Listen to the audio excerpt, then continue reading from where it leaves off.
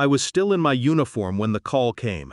The voice on the other end was low, clinical, but it carried the weight of a gunshot to the chest. "Your daughter is stable after 3 surgeries," the ER nurse said. "You don't want to know what your wife's boyfriend did." My pulse slowed, a heavy rhythm echoing in my skull. She hesitated, lowered her voice, as though someone might be listening. "The police refused to file a complaint. He's waiting outside the bar." A pause. "He's all yours." The line went dead, but the words burned themselves into me. I drove home in silence, my boots still caked with dirt from the base, my fatigues heavy with the scent of oil and gunpowder. Every stoplight blurred past me, every face in the traffic melted into shadows. I carried only one promise inside me: he wouldn't see next sunrise. The streets were damp with midnight rain when I found the bar. The neon lights sputtered like a dying nerve, red and blue bleeding into the asphalt. And there he was, leaning against the wall, cigarette dangling between his fingers, the smug grin of a man who believed he was untouchable.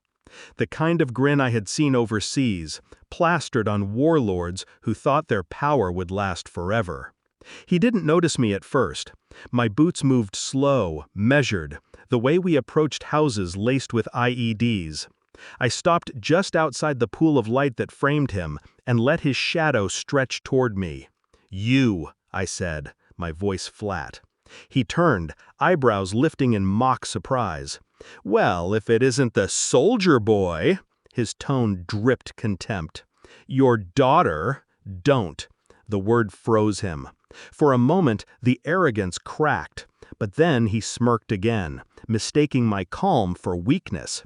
"You weren't here to stop me," he said, "and you won't be here to stop what comes next. The cops? They're on my side. Your wife, she." I stepped forward, the rain hissing as it hit the barrel of the pistol I'd carried home from the desert. His eyes flicked down, then back up to mine. "You wouldn't," he whispered.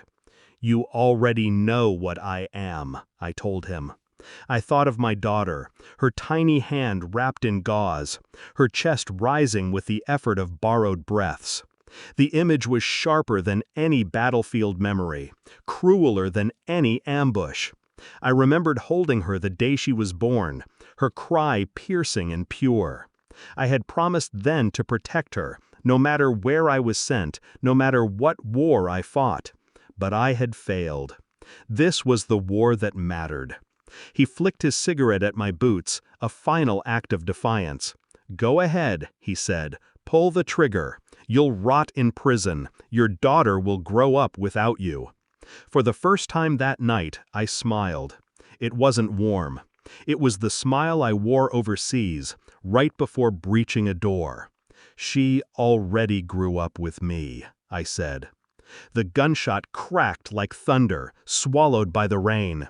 He fell back against the wall, eyes wide, hand clawing at the darkness blooming on his chest.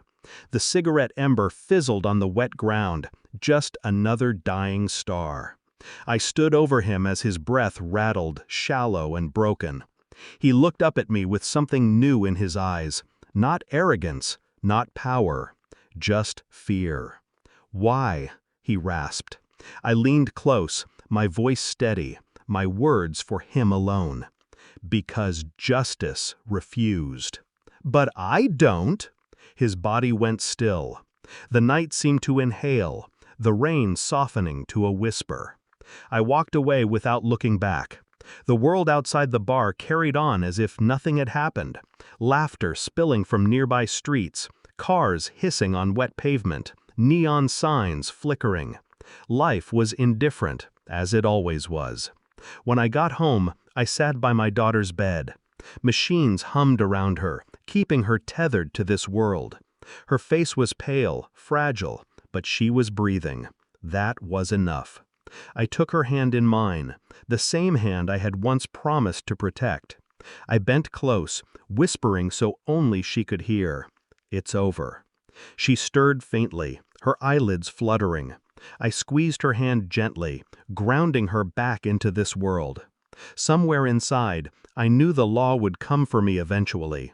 The badge would knock on my door, the cuffs would bite my wrists, the cell would close behind me. But none of it mattered. I had already made peace with the cost. Because the man who broke her would never see another sunrise.